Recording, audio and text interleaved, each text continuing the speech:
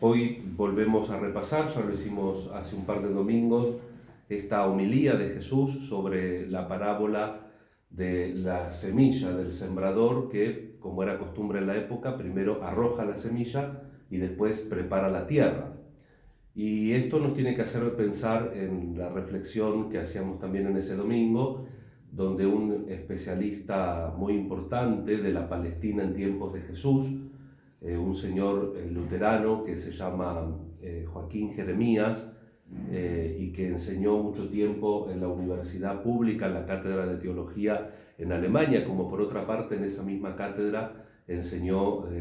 Joseph Ratzinger, el Papa Emérito Benedicto XVI. Él se especializó en hebreo, en arameo, y se especializó en las costumbres y era uno de los principales conocedores del ambiente donde vivió Jesús, desde el punto de vista histórico y desde el punto de vista crítico de los textos. Entonces, él en un librito que se llaman Las Parábolas, precisamente, explica que cuando Jesús dijo las parábolas, evidentemente tienen el sentido histórico, pero si nosotros recordamos lo que aprendimos inclusive en el catecismo, la palabra de Dios primero se transmitió oralmente, vivía en la comunidad viva de la iglesia, donde surge la palabra de Dios. ¿Dónde envía a los profetas como Jeremías en la primera lectura el Señor? Los envía al pueblo, surgen del pueblo, a veces contra ellos mismos, contra su manera de ser, contra su manera de pensar. No nos olvidemos que a Jeremías lo llaman el profeta atormentado, porque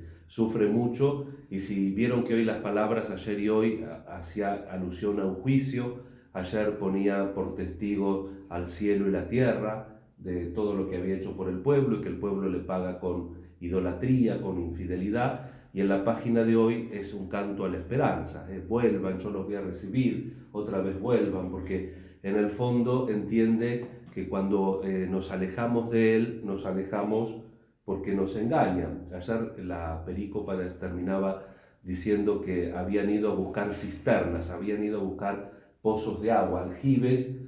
y ya les habían advertido que esos aljibes no tenían agua. Y a veces también nosotros en nuestra vida vamos a determinadas cosas que creemos que ahí nos vamos a realizar, creemos que ahí vamos a estar mejor, y ya se nos advirtió que solamente podemos estar bien si escuchamos al Señor, si seguimos su voluntad, si vivimos en sus mandamientos. Entonces, este llamado de hoy, otra vez a su pueblo: venga, los recibiré, yo seré su Dios, vengan que yo soy su dueño, dice, y el Salmo que reafirma esto. Esto fue primero vivido en el pueblo y después fue puesto por escrito. Y así en el Nuevo Testamento los primeros escritos son las cartas de Pablo, y después ven la necesidad en las comunidades de tener, como por otro lado lo cuenta San Lucas, que ha tratado de reunir, que se reunió con la gente que conoció a Jesús y fue recogiendo las enseñanzas de Jesús. Entonces podemos ver en estas parábolas como dos planos, dice Joaquín Jeremías: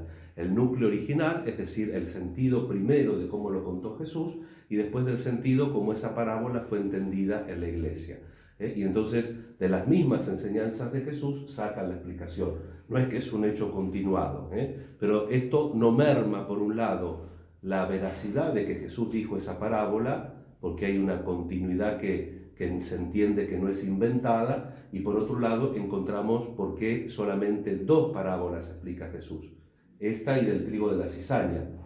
que nosotros ya también la hemos visto el domingo pasado. Entonces, el sentido original, recordemos, es que la palabra de Dios es eficaz. ¿Por qué? ¿Por qué el terreno es importante? Porque primero se pone la semilla, después se ara el terreno, y hay muchas semillas que se desperdician, o porque cae a la orilla del camino, porque cae en tierra. Uno tiró la semilla, cuando va con el arado se traba la cuchilla, y quiere decir que el terreno ahí o tiene piedras o no, o es muy superficial, y hay un montón de semillas que se pierden. Y en cambio la cosecha de Dios, una cosecha normal, esperaba como muy buena el 10%, y Jesús dice que la semilla de la palabra de Dios, lo mínimo que da es el 30%, da 3 veces lo que nosotros podemos esperar. Pero también es cierto, y por eso la iglesia primitiva, al recordar la parábola de Jesús, como que la reinterpreta en el sentido de que explica los terrenos. Lo principal es lo que hace Dios, pero también es cierto que el terreno, cómo nosotros recibimos, cómo nosotros gestionamos las preocupaciones de la vida, cómo nosotros gestionamos nuestra debilidad, todo eso va a colaborar o no para que esa palabra de Dios produzca la otra fecundidad posible, que es cuando va acompañada de un terreno adecuado. Entonces, como mínimo, porque la palabra de Dios de suyo es eficaz, 30%. Y cuando la ponemos en el contexto requerido, puede llegar al 60 o puede llegar también al 100 por 1. Así que pidamos al Señor que nos dé la gracia también de nosotros saber preparar ese terreno en nuestra vida para que la palabra se siga multiplicando y haciendo buenos frutos en nosotros. Como también tenemos hoy en nuestra América el ejemplo de San Francisco Solano, este franciscano que también supo con la fuerza de la palabra de Dios, ¿no? Ahí en la pequeña reseña que leímos antes de la misa decía que recorrió, fíjense lo que recorrió en esa época, siglo XVI, de Santiago del Estero, Tucumán,